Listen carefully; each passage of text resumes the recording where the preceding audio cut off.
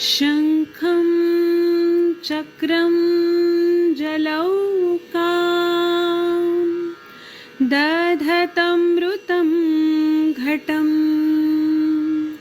चारुदौर्भिश्चतुर्भिः सूक्ष्मं स्वच्छातिरुद्यं शुकपरिविलसनं मौलिमम्बोजनेत्रं कालाम्बोद्योज्ज्वलाङ्गं कटितटविलसश्च चारुपीताम्बराढ्यं वन्दे धन्वन्तरिं तव निखिलगदमिव प्रौढदावाग्निलीलम् प्रौढदावाग्निलीलम्।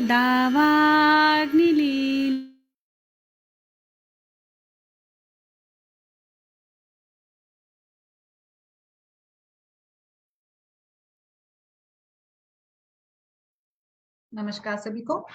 Very good evening to one and all. आज के संभाषा के सत्र में चलिए, जैसे कि आप सभी ने सजेस्ट किया था, इसी प्रकार से आज के सत्र में हम बात करने वाले हैं हाइपोप्रोलैक्टिनिमिया को लेकर, यानी हाइपो लेवल्स ऑफ प्रोलैक्टिन। कल हमने देखा किस प्रकार से प्रोलैक्टिन हार्मोन के बढ़ने के साथ साथ क्या क्या दिक्कतें आती, इनफर्टिलिटी या मेंस्ट्रुअल इरेगुलरिटीज। बट अभी जैसे कि हमने देखा किस प्रकार से प्रोलैक्टिन ये पिट्यूटरी ग्लैंड सिक्रेट करती है और कहीं ना कहीं ये प्रोलैक्टिन और बाकी सभी हार्मोन्स के साथ मिलकर मेंस्ट्रुअल साइकिल को रेगुलर करने का काम करती है। अगर हम लोग मान ले कि प्रोलैक्टिन का काम क्या है, बेसिकली प्रोलैक्टिन ये मिल्क सिक्रेशन में मदद करता है। अभी जैसे कि और इसी के साथ साथ प्रेगनेंसी में जो भी सारे बदलाव होने होते हैं उसी को भी वो कंट्रोल करने का कार्य करता है। अभी जैसे अगर बात करेंगे, प्रोलैक्टिन बढ़ गया है तो इसका मतलब कहीं ना कहीं जो प्रेगनेंसी में चेंजेस होने हैं वो ठीक से नहीं होंगे और कहीं ना कहीं फिर आगे चल के मदर्स मिल्क जो है वो ठीक से वहां पे सिक्रेट नहीं हो सकेगा। तो यानी we can compare hypoprolactin level in consideration with स्तन्यक्षय। स्तन्यक्षय इसको हम लोग कह सकते हैं। बट जैसे मैंने कल भी बताया था कि प्रोलैक्टिन ये केवल ब्रेस्ट मिल्क के साथ साथ बाकी भी काम करता है। तो यहाँ पे अगर प्रोलैक्टिन डिफिशियंसी, वैसे तो प्रोलैक्टिन के कारण स्तन्यक्षय ही होता है ऐसा भी नहीं है। जैसे हमने यहाँ पे थोड़ा विचार और भी करना होगा तो रस धातु की विकृति के साथ जैसे स्तन्य की दृष्टि भी 8 प्रकार की बताई गई है, वातज, पित्तज, कफज, त्रिदोषज, सन्निपातक वगैरह वगैरह। और इसमें भी हम लोग देखते हैं ना कि किस प्रकार से हमें स्तन्य शोधन कषाय का, गन का जो आचार्य चरक ने बताया है, इसका बहुत अच्छे से रिजल्ट हमें मिल जाता है। तो ओवरऑल मुझे लगता है कि प्रोलैक्टिन डिफिशियंसी अगर हो जाती है तो इसमें इन सभी बदलाव के साथ साथ एक प्रकार से लाइक साइकिल जो होना है रेगुलर, या फिर प्यूबर्टी भी डिले हो सकती है। तो इस प्रकार से लाइक हम जैसे कि पिट्यूटरी ग्लैंड के कारण ही ये होता है। और जैसे इसमें पिट्यूटरी ग्लैंड की विकृतियां भी हो सकती है, जैसे भी कोई भी कारण होगा, हेड इंजुरी होगी, any type of infection, tuberculosis है, ऐसे सभी कारणों के साथ भी ये मतलब हो सकता है कि प्रोलैक्टिन डिफिशियंसी। बट प्रोलैक्टिन अगर डिफिशियंट है तो इसमें मेजोरिटीली मुझे लगता है कि ओवरियन फंक्शन भी डिस्टर्ब हो जाएगा।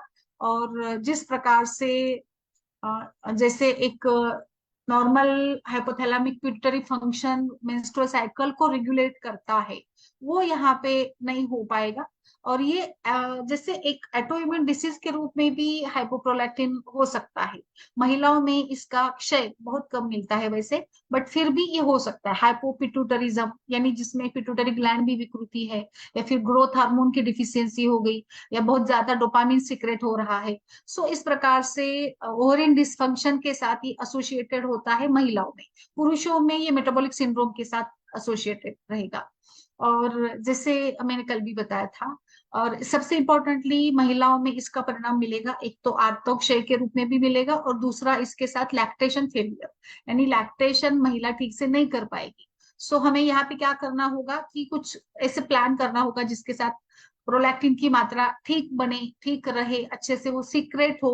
अभी आप मूल स्थान पर कार्य करिएगा, हेतु पर कार्य करिएगा, जो भी अगर कोई पिट्यूटरी का डिस्फंक्शन है तो उसमें हम लोगों को कैसे काम करना होगा, यानी पिट्यूटरी ग्लैंड को करेक्ट करना होगा। सो बिल्कुल ये उस प्रकार से हमें यहाँ पे हो सकता है।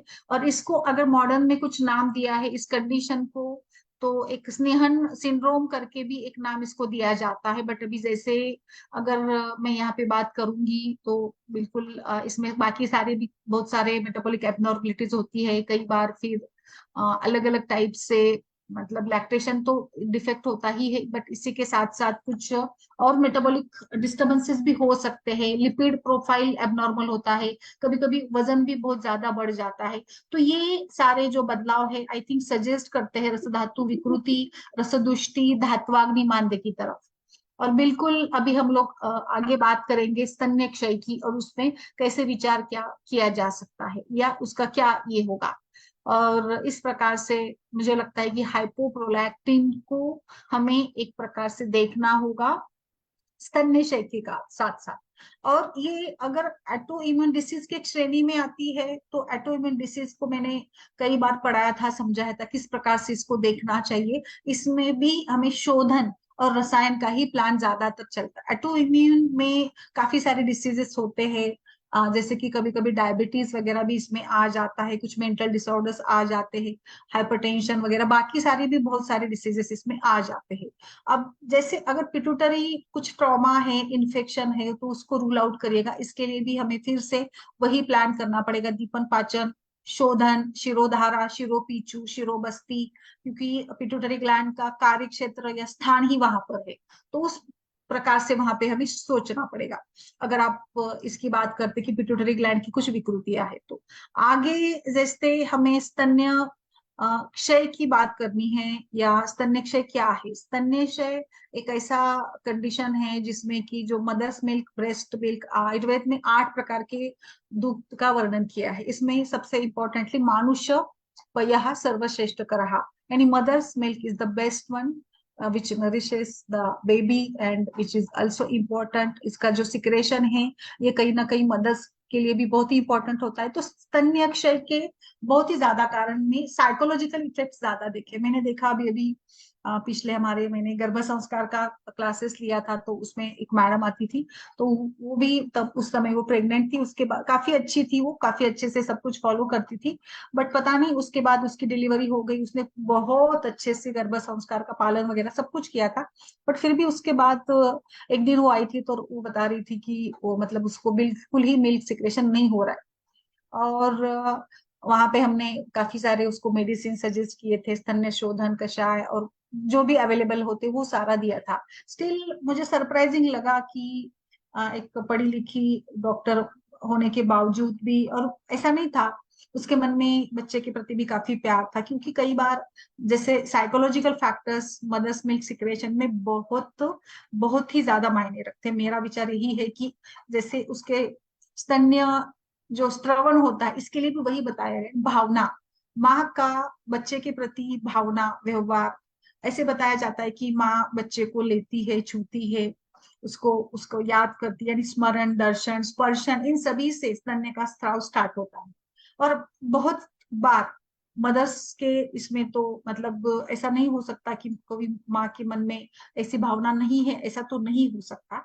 बट फिर भी आजकल जैसे देखा जा रहा है, कुछ महिला ऐसी होती कि जिनको अपनी लाइक ऐसे होता है कि कुछ मन में मिथक होते हैं, गलत धारणाएं होती है कि फिर बच्चे को दूध पिलाएंगे तो मेरा फिगर बिगड़ जाएगा, शेप बिगड़ जाएगा वगैरह। बट ऐसा नहीं होता है, बट फिर भी उनको लगता है।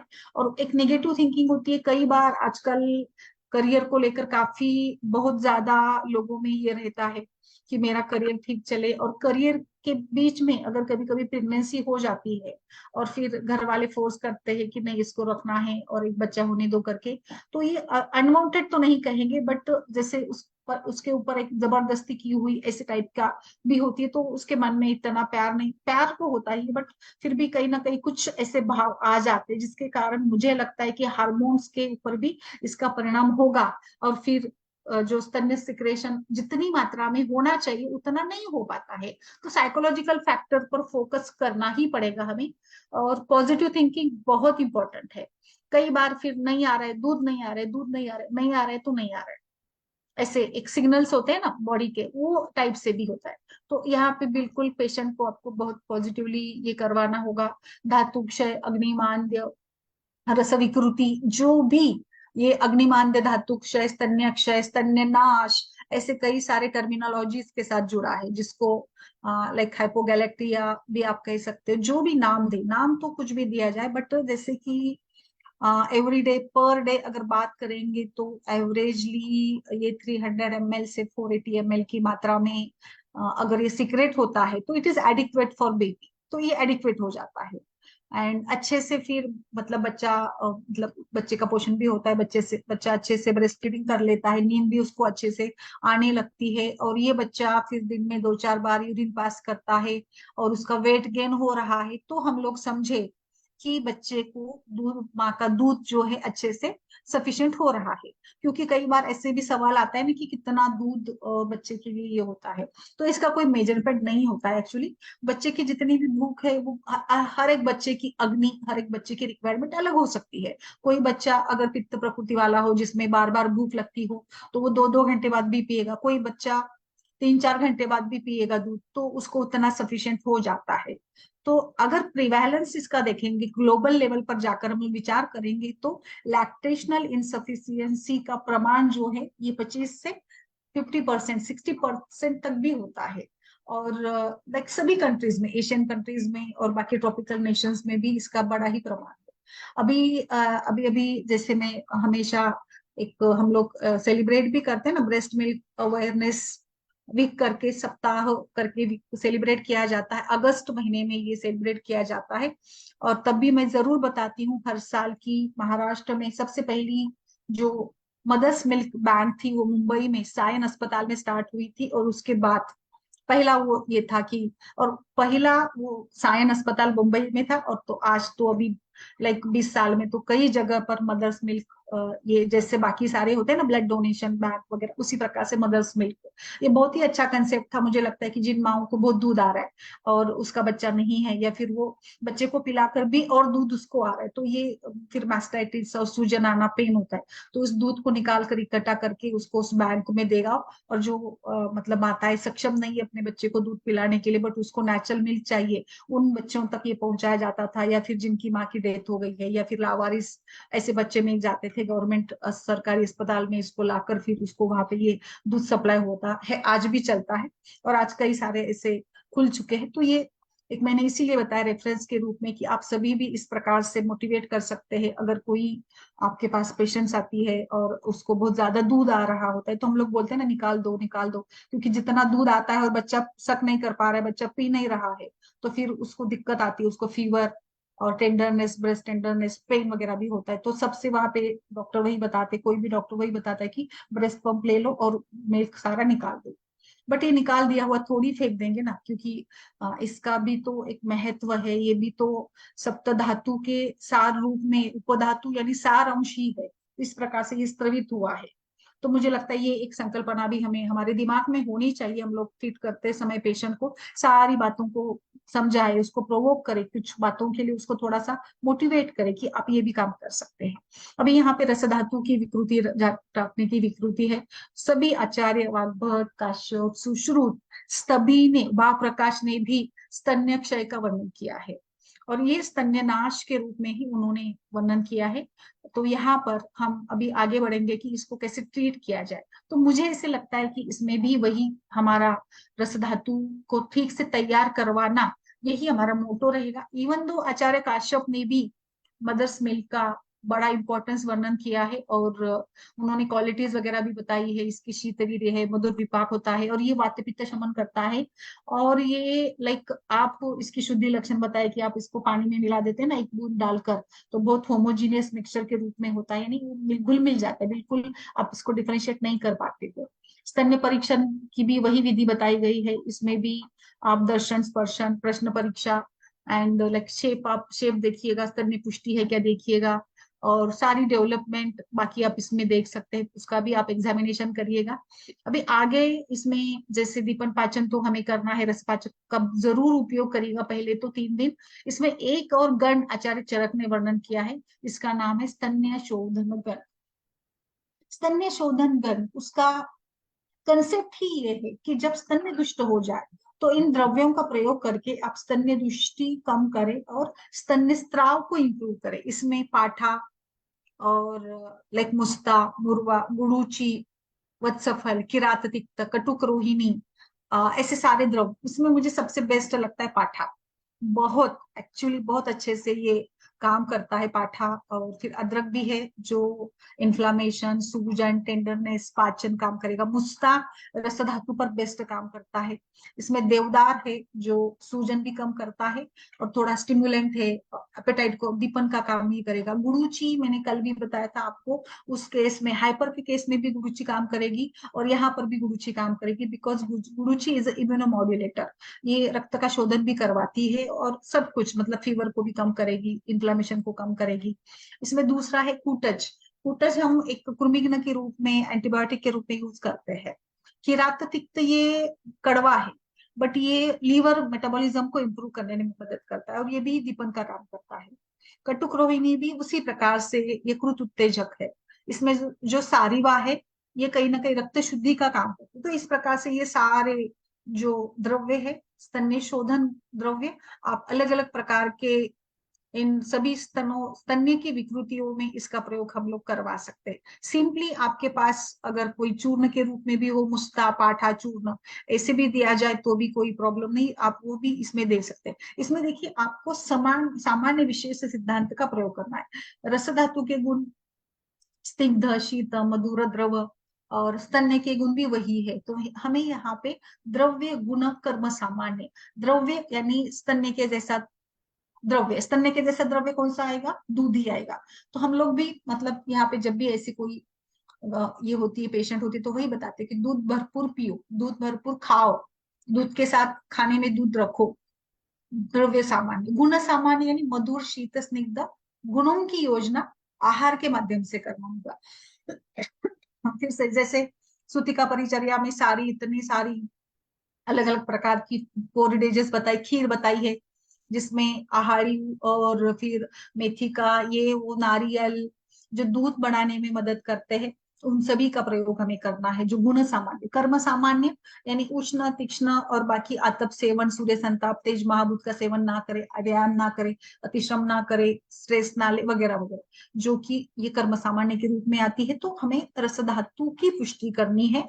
रस धातु की पुष्टि करने वाले द्रव्यों में सारे द्रव पदार्थ आएंगे। इसमें इक्षु रस, नारियल पानी, फलों का रस, खजूर, कुष्मांड और ऐसे सारे, फिर द्राक्षा, दाढ़ी, ये सारे जो द्रव्य है, इसका आप आहार कल्पना या औषध कल्पना किसी भी रूप में प्रयोग करें। बट मुझे ऐसे लगता है कि अगर आप लाइक स्पेसिफिकली बात करेंगे तो हमें स्तन्य शोधन पहले करवाना है और फिर रस धातु बढ़ाने के लिए हमें प्रयास करना है। इसमें तृण पंचमूल और उस प्रकार के जो सारे द्रव्य है ना, इसका भी काफी अच्छे से मतलब रिजल्ट मिलता है और ये बेस्ट तरीके से काम करते हैं स्तन्य शोधन। अब स्तन्य शोधन इसी के साथ आप ब्रूहणीय और जीवनीय आप ऐसे भी कर सकते हैं कि पाठा ले लिया, मुस्ता ले लिया, फिर जीवनीय गण का काकुली बला कुछ ले लिया, ब्रूहणीय गण का एकाद द्रव्य डाल दिया, ऐसे सब कुछ कंबाइन करके भी आप अपना एक कॉम्बिनेशन कर सकते हो जो बहुत अच्छे से रस धातु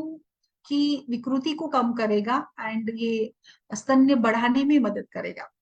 तो बिल्कुल हमें यहाँ पर हाइपोप्रोलैक्टिन लेवल पर भी, अभी इसका मैं दूसरा साइड बताती हूँ। इसमें मैंने जैसे बताया कि प्यूबर्टी के चेंजेस जो है वो ठीक से डेवलप नहीं होती, यानी प्यूबर्टी में ही वहां पे कहीं ना कहीं प्रोलैक्टिन की मात्रा कम होती है। आप ऐसे मान लीजिए कि किसी महिला को पता ही नहीं चला, प्यूबर्टी हो गई, शादी हो गई और उसके बाद उसको पता चला कि ये प्रोलैक्टिन लेवल कम है, तो हम लोग वहां पे क्या करेंगे? तो वहां पे निश्चित रूप से अंडर डेवलपमेंट होगी शरीर में, अंडर डेवलप्ड ब्रेस्ट होंगे और भी जो भी सेकेंडरी सेक्स कैरेक्टर से उतनी मात्रा में उसकी ग्रोथ नहीं हुई होगी। अभी तो ठीक है, अभी प्यूबर्टी आ रही, स्कैल्टी मेंसेस भी हो सकते हैं इस केसेस में। तो यहाँ पर भी वही हमारा प्लान रहेगा कि हम लोग फिर से धातु क्षय की चिकित्सा करें, यानी धातु बल बढ़ाए। धातु बल बढ़ाने के लिए हमें दीपन पाचन शोधन, फिर रसायन, और फिर गर्भाशय का बल बढ़ाना, और फिर लास्ट में जाकर अगर वो इनफर्टिलिटी के साथ है तो फिर हम लोग उसको फर्टाइल ड्रग्स देंगे। तो कहीं पर भी हमें रस धातु को बिल्कुल भी छोड़ना नहीं। आप आर्तो की बात करें, स्तन्य की बात करें, मुझे लगता है महिलाओं के लिए रस धातु का ठीक बनना बहुत ज्यादा इंपॉर्टेंट बन जाता है। और इसी सभी मोडेलिटीज के साथ ही हमें वहां पर भी काम करना होता है। इस स्तन्य क्षय के केसेस में आपको, जैसे मैंने आज भी ग्रुप पर डाल दिया था, अश्वगंधा, शतावरी, ऐसे कुछ जो भी हमारे गृहणीय द्रव्य है जो बल बढ़ाते हैं, वो सारे भी आप बिल्कुल अच्छे से यूज कर सकते हैं। इसका भी आपको अच्छा रिजल्ट मिलता है। मैंने आपको इक्ष्वाकु जैसे इक्ष्ु वर्ग के जो है, जो वो भी काम करेंगे। अभी स्तन्य शोधन के साथ साथ स्तन्य जनन महाकषाय भी बताया है ना आचार्य ने, स्तन्य जनन महाकषाय का भी हम लोग विचार कर सकते हैं। स्तन्य बनता कैसे है ना, स्तन्य बनता है कहीं ना कहीं उसमें ऑक्सीजन और ऑक्सीटोसिन और पिटोसिन, ये सभी भी इंपॉर्टेंट पॉइंट होते हैं। प्रोलैक्टिन रिफ्लैक्स, ऑक्सीटोसिन रिफ्लैक्स, ये भी जैसे बेबी निपल को सक करता है, इसी के साथ रिफ्लैक्स वहां पर डेवलप हो जाते हैं। सो पर्टिकुलरली इन हार्मोन्स का भी रोल रहेगा, पिट्यूटरी का भी रोल रहेगा। तो जो माता ऐसे स्तन्य क्षय के साथ गुजर रही है तो इसका आप थोड़ा सा मानसिक उपचार के रूप में शिरो पीछू वगैरह भी करवाइएगा। एंड इसका एक रिजल्ट बेस्ट आपको मिलता है। अब इस स्तन्य जनन गुण वाले कुछ द्रव्य मैं बताना चाहूंगी। इसमें बेस्ट तरीके से काम करने वाला है लाइक शाली एंड षष्टिक। शाली षष्टिक मधुर कषाय गुण के है, और ये ब्रूहन, बाल्य और रुचिकर वगैरह भी है। स्तन्य जनन इसका मुख्य काम है। नेक्स्ट है लाइक इक्षुवालिक, इक्षुवालिक के मधुर गुण का है। फिर दर्भ, कुश, काश, गुंद्र, कतरुन, ये सारे द्रव्य भी है जो इसी प्रकार से स्तन्य जनन कैटेगरी में आते हैं। आपको कुछ करने की जरूरत नहीं, इसमें बहुत ज्यादा टेंशन लेने की जरूरत नहीं। कहीं पर भी ये अवेलेबल नहीं हो रहा है तो आप वहां पे स्तन्य जनन, आपको महाकषाय वटी मिल जाती, कई सारी कंपनियां इसको बनाती है, तो वटी का भी आप प्रयोग कर सकती है। 2 बीड़ी की मात्रा में वटी को दीजिएगा, पहले स्तन्य शोधन महाकषाय की वटी दीजिएगा, और फिर स्तन्य जनन तृण पंचमूल, यस, स्तन्य जनन द्रव्यों का आपको यहाँ पे विचार करना है। तो स्तन्य जनन यानी स्तन्य को प्रोवोक करने वाले, मोटिवेट करने वाले, स्टिमुलेट करने वाले द्रव्यों का उपयोग करना।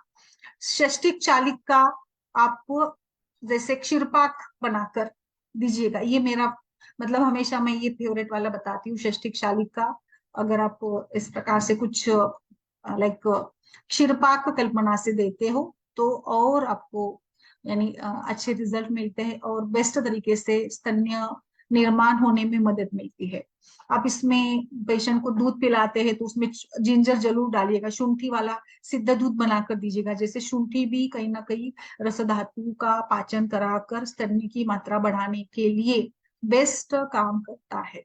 मार्केट में आपको स्तन्य शोधन कषाय भी मिल जाता है, वो भी आपको मतलब रेडीमेड ही मिल जाएगा, आप इसका भी उपयोग कर सकते हैं। इसमें भी वही सारे मेडिसिन से जो शोधन में थे, लाइक पाठा, मुस्ता, गुरुची, कटुकी, सारीवा, तो ये मतलब चरक का ही ये पूरा कल्प है, और ये आपको रेडीमेड के रूप में भी मिल जाता है, तो वो भी आप यूज कर सकते हैं। स्तन्य स्त्रवन के लिए सबसे पहले माता के मन से निकाल दीजिए कि दूध नहीं आता है, वो विचार ही निकाल दीजिएगा, और फिर उसको आप ये सारी दवाई या फिर जो मैंने आहारी वगैरह बताई थी वो भी इसमें बहुत अच्छे से दूध के साथ इसको पका कर खाने को देते। मेथी का दीजिए, मेथी का मोदक दीजिएगा, जीरकाद्यारिष्ट, सौभाग्य शुद्धि पाक, पुनर्नवा गुगुल और गोक्षुरादि गुगुल, जो थोड़ी सूजन वगैरह है अगर पिट्यूटरी ग्लैंड में, उसको कम करने के लिए बेस्ट, प्रताप लंकेश्वर, दशमूलारिष्ट, ये सारे पेटेंट है हमारे। जीरक आदि मोदक, मेथी मोदक, ये सारे भी आप खिला सकते हैं पेशेंट को, एज ए मेडिसिन भी खिला सकते हैं और एज अ डाइट के रूप में भी आप मेथी वगैरह का भी प्रयोग करवा कर जरूर देखिएगा, आप सच में आपको रिजल्ट अच्छे मिल जाते हैं। सो इस प्रकार से हम हाइपोप्रोलैक्टिन को 2 तरीके से सोचिएगा, एक तो इसमें स्तन्य क्षय होता है और दूसरा होता है प्यूबर्टी के साइंस कम मिल जाते, तो वहां पे हमें इसको इम्प्रूव करना होता है। प्यूबर्टी को तो इम्प्रूव करने का मतलब एक एज ही होता है ना, तो अभी आगे कैसे इम्प्रूव करें, तो आगे आप धातु क्षय को ट्रीट करेगा, धातु का बल बढ़ा दीजिएगा। धातु का बल बढ़ेगा तो अल्टीमेटली उसके शरीर में ग्रोथ हार्मोन भी अच्छे से सिक्रेट होने लगेगा। पिट्यूटरी को एक्टिवेट करने के लिए जैसे आप पीछू भी रख सकते हो, ये सारा कुछ करेंगे तो धीरे धीरे धीरे उसमें कंडीशन में डेवलपमेंट जरूर होगी। नमस्ते सभी को, बोलिए मैम। डॉक्टर आरती जी, डॉक्टर स्मिता, बोलिए मैम। डॉक्टर स्मिता। जी नमस्ते मैम। नमस्ते, आप कहाँ से डॉक्टर स्मिता जी? मैम नागपुर से हूँ। अच्छा, प्रैक्टिस करती है वहां पर? नहीं मैम, मेडिकल ऑफिसर हूँ। अच्छा अच्छा, ओके ओके। आपका क्या विचार है बताइए मैम, डॉक्टर स्मिता जी। मैम अभी तक मैंने सिर्फ आड़ी और शतावरी कर्व का लैक्टेटिंग के लिए यूज किया था। उसके हम्म बहुत अच्छे रिजल्ट्स मिलते हैं। हम्म जो आपने अभी बताया स्तन्य शोधन का कॉन्सेप्ट मैंने यूज नहीं किया है, हम्म। लेकिन अभी वो भी क्लियर हो गया, तो अभी मैं आगे से वो यस, उस विचार से चिकित्सा करने की कोशिश करूँगी। बिल्कुल। आपको ना ये डायरेक्ट रेडीमेड भी मिल जाते हैं मार्केट में ना, सारे गन गन के जो टैबलेट्स भी मिल जाते जी मैम, वो यूज किए हैं मैंने। हैं। और बाकी मैम रस धातु के लिए जो भी आप यूज करना चाहे ना, रसपाचक, गुडुचि और पुनर्नवा, गोक्षुर, शतावरी, अश्वगंधा, बला, काकुली, काकोली, जीवनी गण के द्रव्य भी यूज कर सकती है इसमें। जी मैम। सुचेता मैम नमस्ते, बहुत दिनों के बाद, कहाँ है आप? डॉक्टर सुचेता, बोलिए। आवाज आ रही है मैम? पेशेंट है डॉक्टर मंदाकिनी, गरिमा जी। हाँ जी मैम, आ रही है, आवाज आ रही है। बोलिए मैम, बोलिए। आपका इसमें क्या मतलब, आप क्या एग्जैक्टली आपके पास कैसे केसेस आते थे इस हाइपोप्रोलैक्टिन लेवल को लेकर?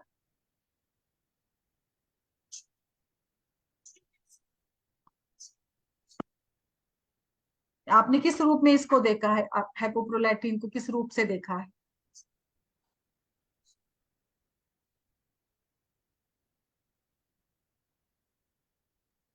कुछ आप में लाइक, बोलिए सर, बोलिए।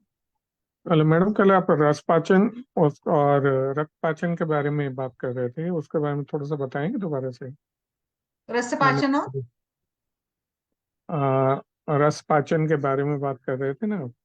हाँ हाँ सर, हाँ ठीक है। रसपाचन, एक्चुअली सर रसपाचन यानी अगर रस धात्वाग्नि मांद्य है तो वहां पे हम लोग रस धातु के अंतर्गत व्यापार को ठीक करने के लिए एवं रस धात्वाग्नि की विकृति को दूर करने के लिए हम यहाँ पे रसपाचक योग का उपयोग करते हैं। रसपाचक योग कहाँ पे यूज करेंगे? रसपाचक योग कहाँ, जहां पर भी आपको रस धातु की दृष्टि, यानी अगर बहुत ही सिंपल सा एग्जांपल, तो जैसे ज्वर की कंडीशन है, ज्वर यह रस धातु प्रदान व्याधि है, तो इसमें भी जो भी अरुचि और अग्निमांद्य या अपचन, ग्लानि वगैरह लक्षण मिलते हैं, तो कहीं ना कहीं रस की विकृति के साथ है। सो यहाँ हम लोग क्या करेंगे कि रस धात्वाग्नि के अंतर्गत की विकृति, यानी रस धातु जिस प्रकार से डेवलप होना चाहिए उसमें नहीं बन रहा है, क्योंकि कहीं ना कहीं क्लेद है, आम है, अग्निमांद्य है, तो हम इस रसधात्वाग्नि को ठीक करने के लिए रसगत आम को दूर करेंगे। रसगत आम को दूर करना यानी रस पाचन करवाना, और ये अगर आप करवाते हैं तो आगे जैसे अग्नि ठीक काम करेगा तो रस धातु ठीक तैयार होगा, रस धातु ठीक तैयार होगा तो आगे के धातु भी ठीक होते हैं। इसके लिए बहुत अच्छे से लाइक हम लोग महाराष्ट्र में, और अभी तो सभी लोग भी यूज करते हैं, पटोल पत्र, कुटकी, कुटच, कुटकी, पटोल पत्र, इन तीनों का उपयोग ज्यादातर रसपाचन के लिए करते हैं। और गुरुचि भी रसपाचन करती है वैसे, बट एक्चुअली पाचक योग अगर देखा जाए तो पटोल पत्र, कुटकी और कुटच और मुस्ता, इन सभी द्रव्यों के साथ ही बनता है। तो ये निश्चित रूप से एक प्रकार से तिक्त रस के साथ साथ ये रसगत आम का पाचन करते हैं और क्लेद को दूर करते हैं। यहाँ पे तिक्त रस है तो पित्त का भी शमन हो जाता है, तो इसीलिए ज्वर में आपको ये बहुत बेस्ट रिजल्ट, इवन दो ज्वर भी नहीं बट बाकी भी सारे लाइक जो भी रस धातुगत विकृतियां है इन सभी के लिए भी ये काम करता है। रसपाचक वटी आपको सभी प्रकार के रस प्रदोष स्वीकारों में काम आएगी। अभी थोड़ा इसको ब्रॉड स्पेक्ट्रम पर विचार करें तो रस दुष्टि में आपका थायराइड भी आ जाता है। तो थायराइड के व्याधियों में भी आप रसपाचक वटी या फॉर्मुलेशन का प्रयोग कर सकते हैं। ये इस संकल्पना के साथ चलता है, जहां पे अरुचि, उल्लास, तंद्रा यानी रस व स्रोतस की दृष्टि के लक्षण मिले, वहां पे आप इसका प्रयोग करवाइएगा।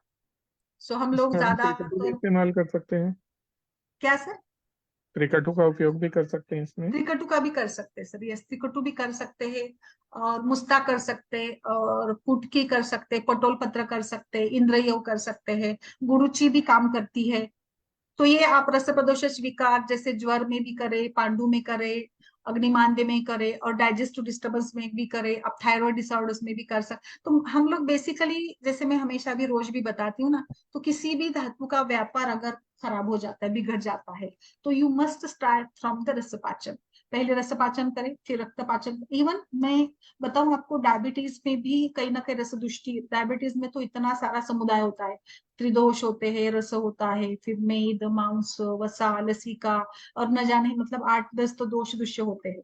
तो वहां पर भी रस पाचन का बहुत अच्छा रिजल्ट मिलता है। इवन स्थूलता में भी रस पाचन करें, फिर मांस पाचक, फिर मेदोपाचक, ऐसे करते करते आप करेंगे ना, तो मतलब एकदम से आम हट जाता है, क्योंकि आम के कारण ही सारे स्रोतसों में अवरोध है, और फिर वो अवरोध दूर हो जाता है तो धातु ठीक से बढ़ने लगते हैं, तो फिर किसी भी धातु का व्यापार इंप्रूव होता है। तो आप हर धातु के इसमें, जैसे रसपाचक है, रक्तपाचक है, मांसपाचक, मेदोपाचक, और अस्थि मज्जा पाचक। अस्थि मज्जा पाचक तो इतना सुंदर रिजल्ट देता है, आप अगर osteomalacia, bone problem, joint pain, इनमें भी आप प्रयोग करके देखिएगा, पेशेंट को बहुत अच्छे रिजल्ट मिलते हैं इसके साथ।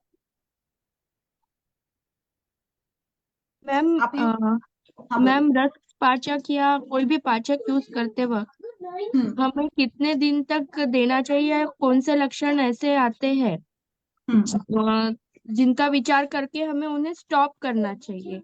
मैम देखिए, अभी तो जैसे रसपाचन, मुझे लगता है ना, ये टोटली डिपेंड करता है आम के लक्षणों के ऊपर।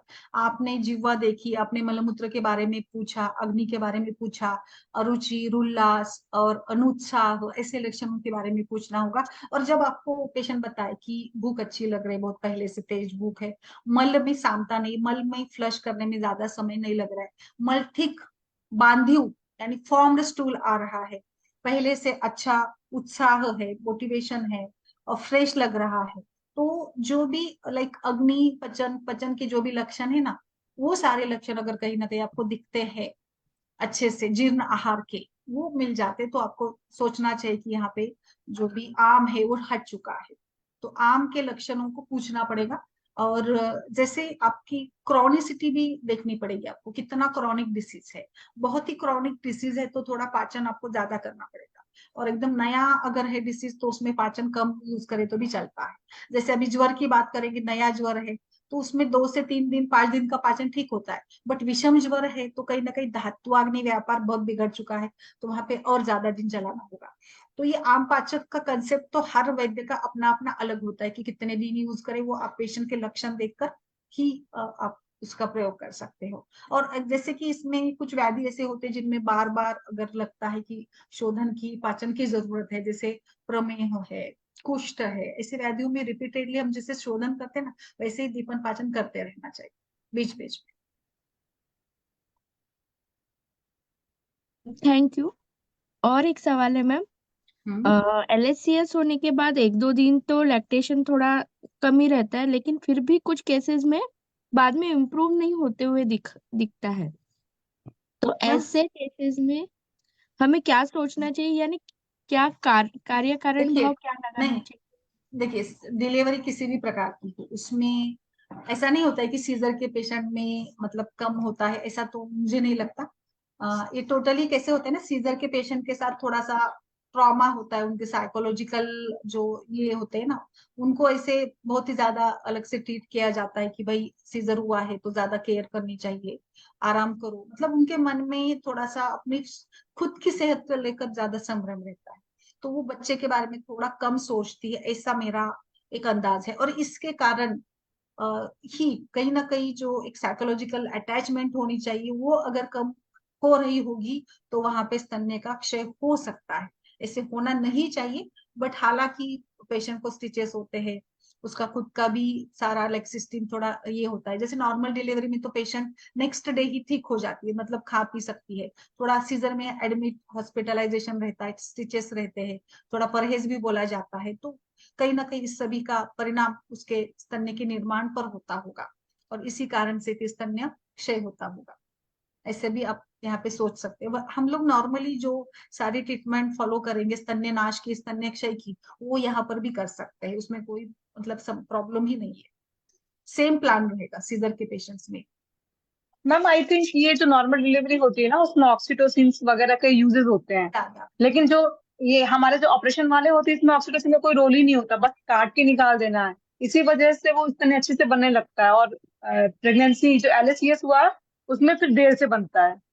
यस, वो भी एक कारण होगा जरूर। यस, हाँ, कोलेस्ट्रॉल वगैरह तो आ ही जाता है। आ ही और जाता है। हाँ, नहीं, वो जैसे ना डिपेंड करता देखिए है ना, मदर पहले के तो ऊपर। जल्दी नहीं आता है, बट अगर आपने जैसे खान पान पे ध्यान देना शुरू किया, अग्नि ठीक हुआ उनका, तो वो पेशेंट में भी बहुत अच्छे से लैक्टेशन होता है। हाँ मैम, अच्छे से हो जाता है, तीसरे दिन तो आ जाता है। जैसे कि अगर अपने हम्म, आप को ज्यादा फोकस ना करे ना पेशेंट, हाँ एग्जैक्टली वही मैं बच्चे पे बोल रही ज्यादा फोकस करे, हाँ ये होता है, अक्सर ऐसा हो जाता है। हूँ। यस, मैडम होता है। अभी आप नॉर्मल डिलीवरी में सिंटो देते हैं? क्या सर, नॉर्मल डिलीवरी में? ये ऑक्सीटोसिन सबको देते हैं क्या? नहीं नहीं नहीं नहीं, नहीं देते हैं ना। नहीं, वो मैडम अभी बात कर रही थी ना, नहीं नॉर्मल नहीं, वो डिलीवरी क्या में बोल रहे थे ऑक्सीटोसिन देते कि हैं। नहीं नहीं, मतलब नेचुरली रिलीज होता है ना ऑक्सीटोसिन, नेचुरली प्रमोट करता है ना लेबर पेन को, लेबर को। हाँ, तो लेबर पेन तो मैडम उसमें भी शुरू हो चुके होते हैं साथ में हाँ LHCS की लेकिन जरूरत होती है। लेबर लेबर पेन शुरू हो गए होते हैं, लेकिन मुंह तो नहीं खुला होता ना, वो तो फिर पीडी करने में मालूम पड़ जाता है कि हेड स्टक हो गया है, तो वो अभी तो फिर कैसा है, सब ऑपरेशन करके सीजर भी निकालना आजकल पड़ता है। प्लान होते हैं ना, प्लानड सीजर्स होते हैं ना हाँ, आजकल, तो कहाँ कोई इंतजार करता है। और जो ऐसे जैसे कि हम बोल रहे हैं कि ये लेबर पेन में है, उसके बाद LHCS के लिए गया, तो उसमें तो इंड्यूस कराना ही पड़ता है। वो तो बिना ऑक्सीटोसिन का ड्रिप लगाए तो वो कराएंगे नहीं, और जब वो फेल होता है जब जाकर के LHCS होता है, तो उसमें हम्म। तो होता ही होता है ऑक्सीटोसिन। मैम, एक हाँ पेशेंट बोलिए। थी, आपको याद होगा, हम्म, उसका था कोरियोडेसिडुअल सेपरेशन। दो महीने का अच्छा, पेशेंट था, हाँ 2 महीने हाँ का उसको कंसीव किया था। हाँ आज हाँ। आई थी वो मेरे पास लेवल 2 करा के। उसको हम लोगों ने फलभित चलाया था, गर्भपाल चलाया था, प्रवाल पुष्टि चलाया था। तो हम्म, आज आया है एकदम बढ़िया, उसका 20 वीक का बच्चा हो गया है, कोई प्रॉब्लम नहीं है, सारे उसके अंग सुरक्षित है मैम। अच्छा, very good, very good, very good. अच्छा रिजल्ट आ रहा है फिर मंदाकिनी जी। हाँ मैम, अच्छा आ रहा है। हाँ यस, अच्छी काफी मतलब इम्प्रूवमेंट है ना, ऐसे केसेस में अगर आप अच्छा कर रहे हो तो बेस्ट है ना। हाँ मैम जी, ये ऐसे मरीज आते हैं ना मैम, एक एक दो दो तीन तीन चार चार महीने बाद मालूम पड़ता है हाँ, अचानक से। अच्छा, वेरी हाँ, गुड। तो अभी है उसके पास, तो मैंने कहा अभी ये कंटिन्यू कर लो, फिर बाद में मासानु मासिक चला देंगे, टैबलेट या यस काढ़ा, यस है ना। यस, चला सकते, यस चला सकते। मासोन मासिक का भी आपको रेडीमेड मिल जाता है टैबलेट। हाँ हाँ जी, हम्म। ठीक है, थैंक यू। और किसी का कोई इसमें विचार? सो आई होप कि आपको दोनों कंसेप्ट समझ में आए। कल मैंने हाइपर प्रोलैक्टिन को पढ़ाया था, आज हमें हाइपोप्रोलैक्टिन को पढ़ा। तो मतलब दोनों में भी आर्तों की विकृतियां होती है, बट इसको कैसे अलग नजरिए से देखना पड़ेगा। जैसे हाइपो में हमें ज्यादा पोषण की जरूरत होगी और हाइपर में हमें ज्यादा शोधन की जरूरत होगी। हाइपो में हमें ज्यादा परिणाम मिलता है, आर्तों की विकृतियां तो थोड़ी होती है, बट ज्यादा परिणाम मिलता है मदर्स मिल्क पर, हाइपो में।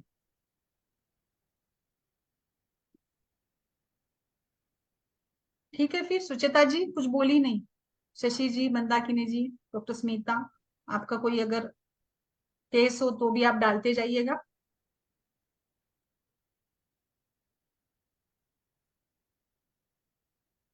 और लाइक हाइपोथायरॉयडिज्म को भी लेकर हमारे पहले लेक्चर्स हो चुके हैं, और भी आप जैसे सजेस्ट करेंगे हम लोग फिर से रिपीटेडली उस पर भी विचार करेंगे जरूर। हाइपो, हाइपर और वट एवर द एडिनल विकृतियां जो भी है, बिल्कुल हमें जैसे रिपीटेडली आप सुनते हो तो थोड़ा आपका भी क्लियर हो जाता है ना।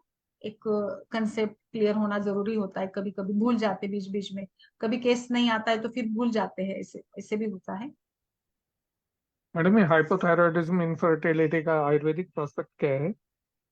सर अभी इसमें ना लाइक औरुत्ववाद की कल्पना होती है हाइपोथायरायडिज्म में भी और सभी में, मतलब समान व्यान औरुत्ववाद। तो लाइक ये भी कहीं ना कहीं एक प्रकार से रस की विकृति ही है। हाइपोथायरायडिज्म यानी रस धातु की विकृति है, तो शोधन करके हमें रसायन की चिकित्सा करनी होती है। एक बार मैं और एक बार रिपीटेडली लेती हूँ इसका एक लेक्चर नेक्स्ट इसमें, तो और मतलब ज्यादा डिटेल में बताऊंगी। और दोनों में भी औरुत्ववाद की कल्पना है। तो जिस दिन करें मैडम इस बार वो उसमें ग्रुप में डाल देंगे। I yes would yes like to join that group. Yes sir, definitely sure. चलिए फिर आज के लिए रुके। सुचेता जी शायद उनका, हेलो। हाँ नमस्ते मैम, बोलिए, बहुत दिनों से आपकी आवाज नहीं सुनी।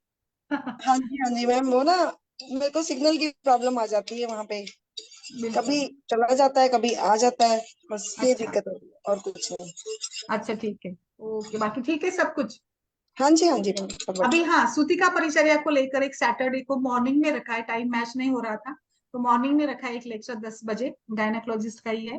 तो वो आप जरूर ज्वाइन करिएगा। सूतिका परिचर्या को लेकर काफी बीच बीच में प्रॉब्लम्स आती है, तो लाइक सिंपल सा तो लगता है हमें, बट कई बार दिक्कतें आ जाती है। तो मॉर्निंग टाइम रखा है, थोड़ा और फ्री भी होते हैं ना मॉर्निंग में लोग, और आई थिंक 10 बजे का रखा है सैटरडे को। मैं लिंक शेयर करूंगी, आप जरूर जुड़िएगा उसमें भी।